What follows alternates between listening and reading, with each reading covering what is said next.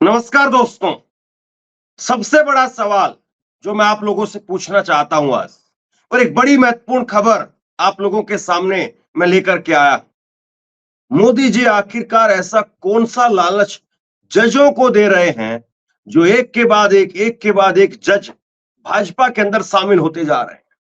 और आज इसी कड़ी में एक और जज का नाम जुड़ गया है। आज भाजपा में शामिल होने वाले जजों में एक और जज का नाम जुड़ गया। स्क्रीन पर जरा तस्वीरें लेकर के आइए। जज साहब के ज्वाइनिंग की तस्वीरें लेकर के आइए आप। ये तस्वीरें आपकी स्क्रीन पर है। इन जज साहब को आप पहचानिए। शायद आप इन जज साहब को पहचानते हो। ये जज साहब अब भाजपा के हो गए और ये अभी अभी रिटायर हुए थे साहब।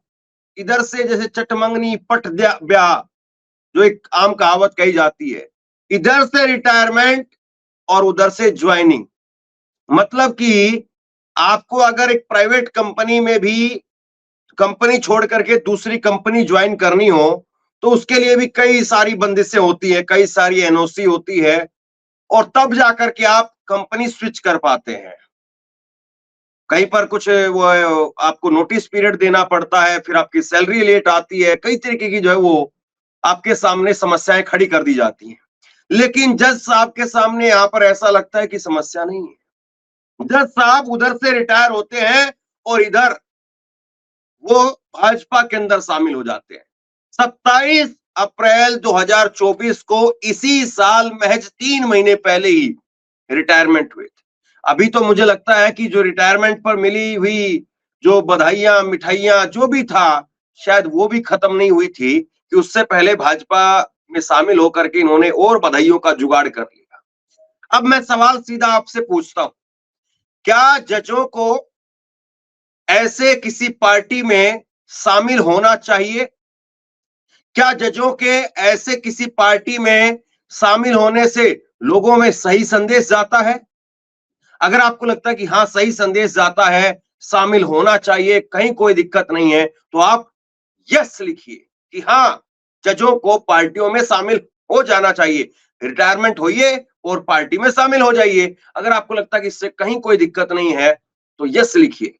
और अगर आपको लगता है कि नहीं, ये गलत परंपरा है, इसे रोका जाना चाहिए, ऐसे तो पब्लिक का, लोगों का विश्वास उठ जाएगा। ऐसे तो लोगों का विश्वास उठ जाएगा कि आप इधर से रिटायर हो रहे हैं, उधर शामिल हो रहे हैं, ये गलत परंपरा है, ऐसा नहीं होना चाहिए। तो आप नो लिखिए कि नहीं, ये गलत है, इसे रोका जाना चाहिए। तो आप नो लिखिए। मैं आप लोगों से सवाल पूछता हूं कि ये परंपरा कितनी सही है, क्योंकि ये बड़ी, मेरे हिसाब से अगर व्यक्तिगत तौर पर मुझसे आप पूछें तो मुझे लगता है कि ये परंपरा वाकई सही नहीं है। व्यक्तिगत तौर पर मैं भी आप लोगों की राय में अपनी राय मिलाता हूं। जो ये जो जज साहब हैं, इनके कई ऐसे फैसले रहे हैं जो बाद में सुप्रीम कोर्ट में जाकर के पलट गए। और जज साहब का बीजेपी में शामिल होने का एक बड़ा रोचक कहानी है। मतलब बीजेपी में जो शामिल हुए हैं जज साहब, इनकी एक बड़ी रोचक कहानी है बीजेपी में शामिल होने की। और बीजेपी में किस तरीके से शामिल हुए हैं, ये भी मैं आपके सामने रखूंगा, और आप देखिएगा कि कितनी दिलचस्प कहानी है इनकी, कितनी दिलचस्प कहानी है बीजेपी के अंदर शामिल होने की। सबसे बड़ा सवाल, सबसे बड़ा सवाल वो ये है कि आखिरकार इन जजों को बीजेपी में ऐसा क्या मिल रहा है? बीजेपी के अंदर जजों को आखिरकार ऐसा क्या मिल रहा है जिसके बाद एक के बाद एक लगातार ये जज बीजेपी में शामिल होते जा रहे हैं? आखिरकार बीजेपी इनको कौन सा लालच दे रही है? ये सबसे बड़ा सवाल जो है वो बन गया है। और जिस तरीके से ये बीजेपी में जज शामिल हो रहे हैं, ऐसे में कई सारे सवाल आम लोगों के मन में भी उठते हैं। लेकिन दो तीन इनके बड़े महत्वपूर्ण फैसले रहे हैं, वो मैं आपके सामने रखता हूं। ये दो तीन इनके बड़े महत्वपूर्ण फैसले रहे हैं, वो मैं आपके सामने रखता हूं। इनका एक फैसला आया था, एक महिला के साथ में एक व्यक्ति ने छेड़छाड़ कर दी, और छेड़छाड़ करने के बाद, आगे मैं आपको दिखाऊंगा बाकायदा खबर के साथ में, महिला के साथ छेड़छाड़ कर दी। और ये जज साहब उस व्यक्ति को कहते हैं कि तुम घर जाओ, उस महिला के घर पर मिठाई का डब्बा लेकर के जाओ, और रक्षाबंधन पर जाकर के राखी बंधवा लो उस महिला से, और कहो कि आजीवन, पूरी जिंदगी मैं तुम्हारी रक्षा करूं। पता है क्या हुआ इस फैसले के बाद? इस फैसले के बाद में जब ये मामला सुप्रीम कोर्ट में पहुंचा तो सुप्रीम कोर्ट में फटकार पड़ी। सुप्रीम कोर्ट ने कहा भाई आप ये कौन सी रीति डाल रहे हैं? कल को कोई भी किसी भी महिला को छेड़ देगा और वो जा करके फिर मिठाई ले जाए और मिठाई का एक डब्बा लेकर के जाए और राखी बंधवा करके वापसी आ जाए। अरे जिसकी आंखों का पानी मर गया वो आपका लगता है कि धागे से मान जाएगा? वो रक्षाबंधन को कुछ मानता होगा जिसकी आंखों का पानी मर गया। वरना जिसकी आंखों में अगर पानी है तो वो तो पर्दा पूरा रखता है साहब। वो तो कहीं पर जो है वो अपनी नीयत को नहीं डिगाता है। और जिसका नीयत इतनी डिग गई है, क्या उसकी नीयत रक्षाबंधन से जो है वो बन पाएगी? ये बाकायदा इनका फैसला है। आगे मैं आपको खबर के साथ में दिखा दूंगा। एक फैसला तो इनका ये रहा। दूसरा फैसला इनका था मनोवर फारूकी को लेकर के। मनोवर फारूकी को लेकर के इनका फैसला आया था। मनोवर फारूकी की जो जमानत थी, वो जमानत इन साहब ने रद्द कर दी थी। कहा था कि हम जमानत नहीं दे रहे हैं। जो लोग धार्मिक भावना का अपमान उड़ाते, मजाक उड़ाते हैं, तो उनको जमानत नहीं दी जानी चाहिए, सबक सिखाया जाना चाहिए। और बाद में सुप्रीम कोर्ट में जाकर के ये फैसला पलट गया। तो ऐसे कई फैसले इनके रहे हैं। आज जो तिलक लगा करके यहाँ पर आपको मंच पर भाजपा के दिखाई दे रहे हैं, ये 3 महीने पहले जो है वो रिटायर हुए हैं और इनका नाम है जस्टिस रोहित आर्या। रोहित आर्या रिटायर हो गए। अब जरा कुछ खबर मैं आपको दिखाता हूं। जब इनसे सवाल पूछा गया कि आप ये क्यों शामिल हो रहे हैं, आप क्या करेंगे, जब इनसे सवाल पूछा गया तो इन्होंने सवाल का बड़ा रोचक जवाब दिया।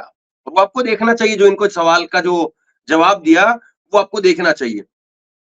इन्होंने जो है वो जब इनसे पत्रकारों ने वहां पर सवाल किया, पत्रकारों ने सवाल किया तो उस सवाल का जवाब इन्होंने कुछ इस तरीके से दिया। आपकी स्क्रीन पर जो है वो ये जवाब देखिए। इनसे जब सवाल किया गया कि रोहित आर्या ने बीजेपी ज्वाइन करने का फैसला क्यों किया, कि जज साहब आपने ये बीजेपी ज्वाइन करने का फैसला क्यों किया, तो इस सवाल पर पूर्व जज ने कहा मेरे विचार में बीजेपी की विचारधारा से मेल खाते हैं। मेरे विचार बीजेपी की विचारधारा से मेल खाते हैं और वह एक ऐसी पार्टी है जो मानवीय मूल्यों पर भरोसा करती है। वह एक ऐसी पार्टी है जो मानवीय मूल्यों पर भरोसा करती है। जस्टिस आर्या का कहना है कि वह भोपाल में कार्यक्रम में गए थे, वहां उनसे अपील की गई कि वो भाजपा से जुड़ जाएं और वो भाजपा से जुड़ गए। देखिए कितने भोले जज साहब हैं। एक कार्यक्रम में गए, भाजपा के कार्यक्रम में, और भाजपा के कार्यक्रम में इनसे अनुरोध किया गया कि आप भाजपा के अंदर जुड़ जाइए और ये जुड़ गए। बड़ा जो है वो वाकई शानदार अनुरोध था। और ये कह रहे हैं कि इनके विचार और बीजेपी के विचार मेल खाते हैं। बीजेपी इनके हिसाब से एक ऐसी पार्टी है जो मानवीय मूल्यों को सबसे ऊपर रखती है। अब कौन कौन से विचार हैं, कौन कौन से आचार हैं, या कौन कौन से जो है वो आपको लगता है कि भाई ये जज साहब जो है इनके कौन से मूल्य जो है वो बीजेपी के अंदर इनको ऐसे दिखे जो मानवीय मूल्य हैं, वो तो यही बता सकते हैं। खैर एक खबर और आपको दिखाता हूं। मध्य प्रदेश हाईकोर्ट के पूर्व जस्टिस रोहित आर्या ने बीजेपी में शामिल हो गए। कॉमेडियन मुनव्वर फारूकी को नहीं दी थी जमानत। तो ये खबर जो है आपके सामने है। जरा स्क्रीन ऊपर करके दिखा दीजिए मुनव्वर फारूकी और जज साहब की तस्वीर भी। तो ये जज साहब जो कि मुनव्वर फारूकी को जमानत नहीं दे रहे थे, कह रहे थे कि भाई इनको जमानत नहीं मिलनी चाहिए, आखिरकार हाईकोर्ट से इनको जमानत मिली थी। लेकिन अब जरा कुछ और महत्वपूर्ण चीजें इन जज साहब के बारे में मैं आपको बता दूं। कुछ और महत्वपूर्ण जानकारी इन जज साहब के बारे में आप सुन लीजिए। जब इन्होंने बीजेपी ज्वाइन कर लिया तो उसके बाद में इन्होंने कहा मेरा प्रयास है समाज के पिछड़े और दबे कुचले लोगों को न्याय दिलाना चाहता हूं। मैं ऐसे लोगों को मुख्य धारा में लाना चाहता हूं और मुझे एक राजनीतिक पार्टी होने के नाते बीजेपी ऐसा करने में मदद करे। अब जरा ये इतनी बातें हो रही है यहां पर। 3 महीने पहले आप रिटायर हुए, सिर्फ 3 महीने पहले, और 3 महीने पहले आप रिटायर हुए हैं। तो ये जो आपके विचार मेल खा रहे हैं भाजपा के साथ, क्या ये अभी एकदम से ओवरनाइट हो गया, रातों रात आपको विचार मेल खाने लगे, या पहले से ही विचार मेल खा रहे थे साहब? जब तक आप कुर्सी पर थे तब भी विचार मेल खाते थे। सोचिए तो सही सर एक बार, लोगों में क्या परसेप्शन आप क्रिएट कर रहे हैं। इनकी एक बड़ा इंटरेस्टिंग रोचक रोचक किस्सा भी है कि बीजेपी में कैसे शामिल हुए। जस्टिस आर्या ने कहा कि मैंने शनिवार को बीजेपी ज्वाइन की है, मतलब कल बीजेपी ज्वाइन की है। बीजेपी प्रदेश मध्य प्रदेश ने मुझे भोपाल में एक सेमिनार में बुलाया था, जहां मैंने 3 नए आपराधिक कानूनों की सराहना की। जो 3 मोदी जी नए कानून लेकर के आए हैं, उनकी सराहना की, प्रशंसा की। कार्यक्रम के दौरान पार्टी के सदस्यों ने मुझे बीजेपी ज्वाइन करने की अपील की। मैं अभिभूत था, मतलब कि पूरा एकदम प्रसन्नचित्त था मैं, और मैंने ना नहीं कहा। ये जो ना है ना साहब, ये सबसे नहीं कही जाती है। जैसे कि अब अंबानी के बेटे की शादी में सब चले गए साहब, लेकिन राहुल गांधी ने ना कर दी कि ना, मैं नहीं जा रहा हूं। तो ना करनी बड़ी मुश्किल काम है। जैसे कोई आपसे कुछ कहे, ये करोगे कि नहीं करोगे? हाँ, कर देंगे। हाँ तो कर सकता है, ना करने में मतलब आप समझते हैं, और ये ना नहीं कर पाए। खैर, ये अब जब इनसे सवाल पूछा गया कि आप चुनाव भी लड़ेंगे क्या आगे, तो इन्होंने कहा, जस्टिस आर्या ने, कि राजनीति उनके बस की बात नहीं है। मेरा चुनावी राजनीति में कोई रुचि नहीं है और चुनाव नहीं लड़ना चाहता हूं। मैं सिर्फ पब्लिक लाइफ में रहना चाहता हूं। बीजेपी जानती बीजेपी जनता के लिए मेरे विचारों को हकीकत बनने में मदद करेगी, मैं उन्हें सुझाव दूं। भाई गजब विचार है इनके। मतलब ऐसे तो फिर हर आदमी को जो है वो भाजपा ज्वाइन कर लेनी चाहिए, हर आदमी जो है वो भाजपा में चले जाना चाहिए। मैं मतलब एक जज की कहानी बता रहा हूं आपको, मैं एक जज के बारे में आपको ये सब बातें बता रहा हूं। सोचिए जरा, ये जज साहब के जो है वो ये विचार हैं। अब ऐसे तो फिर कल को लोग सवाल नहीं करेंगे क्या? अब जो किस्सा मैं बता रहा था छेड़छाड़ वाला, कि एक महिला के साथ छेड़छाड़ किया, फिर बाद में इन्होंने कहा कि मिठाई का डब्बा लेकर के जाओ, धागा बंधवा लो उनसे रक्षाबंधन पर। उस वो मामला जरा आपकी स्क्रीन पर है। साल 2020 में जस्टिस आर्या ने एक महिला की सील भंग करने के आरोपी, यानी छेड़छाड़ करने के आरोपी को शिकायतकर्ता के समक्ष उपस्थित होने के लिए जमानत प्रदान की। इन्होंने जमानत दी। मुनव्वर फारूकी को जमानत देते वक्त ये कहते हैं कि नहीं, मुनव्वर फारूकी ने धार्मिक भावनाओं को ठेस पहुंचाई है, इसलिए इनको सबक मिलना चाहिए। मतलब मुनव्वर फारूकी के चुटकुले तो इनके लिए इतने खतरनाक हैं, और दूसरी तरफ एक महिला की छेड़छाड़, वो उसके लिए ये बाकायदा जमानत देते हैं, मैं तुमको जमानत दे रहा हूं, तुम मिठाई का डब्बा लेना, घर जाकर के रक्षाबंधन पर धागा बंधवा देना। तय कर लीजिए आप जज साहब के विचार कितने बढ़िया हैं। ये कह रहे बीजेपी इनके विचारों से मेल खाती है। हाँ, ये बात भी सही है कि जब वो गोधरा के अंदर गोधरा के अंदर जब बिल्किस बानो के आरोपी नहीं दोषी जब रिहा हुए थे, तो उनको भी मिठाई खिलाई गई थी, उनको भी फूल मालाएं पहनाई गई थी। शायद विचार तो मेल खाते हैं। खैर, इन्होंने कहा, उस वक्त में, मैं इनके उस फैसले पर टिप्पणी नहीं कर रहा हूं, अभी जो कुछ मेरे सामने मैं केवल उस पर बता रहा हूं। साल 2020 में जस्टिस आर्या ने एक महिला की सील भंग होने के आरोपी को शिकायतकर्ता के समक्ष उपस्थित रहने के लिए जमानत प्रदान की, ताकि वह जमानत पर रिहाई की शर्त के रूप में उसकी कलाई पर राखी बांध सके। उन्होंने जमानत आवेदक और उसकी पत्नी को रक्षाबंधन के दिन राखी का धागा और मिठाई का डब्बा लेकर के शिकायतकर्ता के घर जाने का आदेश दिया था। शिकायतकर्ता से राखी बांधने का अनुरोध करने के अलावा, जो परंपरागत रूप से भाई बहन के रिश्ते को दर्शाता है, आवेदक को यह वादा करने का भी आदेश दिया गया कि भविष्य में शिकायतकर्ता की अपनी पूरी क्षमता से रक्षा करें। मतलब कि कुल मिला, अब मैं क्या कहूं, मुझे कई बार थोड़ा बड़ा अजीब लग जाता है। और मैं भी एक इंसान ही हूँ, आपकी तरह से हूं तो पत्रकार, लेकिन एक इंसान हूं, मेरे अंदर भी भावनाएं होती, कई बार मेरी भी भावनाएं ठेस पहुंच जाती है। अब ये कैसी बात है, बड़े मतलब अजीब सी लग रही है मुझे, और इसीलिए सुप्रीम कोर्ट में गया, तब सुप्रीम कोर्ट ने फटकार लगाई। आगे बताऊंगा आपको, जरा इसको समझ लीजिए। ये कह रहे हैं साहब कि आप घर जाइए, उनके घर जाकर के मिठाई का डब्बा लेकर के जाइए, मिठाई का डब्बा ले जाके धागा बनवा दीजिए, और उसके बाद में कहिए पूरी जिंदगी मैं आपकी भाई बहन के रिश्ते की तरीके से रक्षा करूंगा। अरे भाई, ऐसी रक्षा करने वाले होते तो वो ये काम नहीं करते, छेड़छाड़ नहीं करते किसी की बहन बेटी के साथ में। अब भी तो किसी की बहन ही थी। खैर, अब इसके बाद में जब मामला सुप्रीम कोर्ट में गया, मामला जब ये सुप्रीम कोर्ट में गया तो सुप्रीम कोर्ट ने क्या कहा वो आपकी स्क्रीन पर है। इस निर्देश को बाद में सुप्रीम कोर्ट ने खारिज कर दिया। कौन सा निर्देश? ये धागा बांधो, मिठाई का डब्बा लेकर के जाओ, इसको सुप्रीम कोर्ट ने खारिज कर दिया।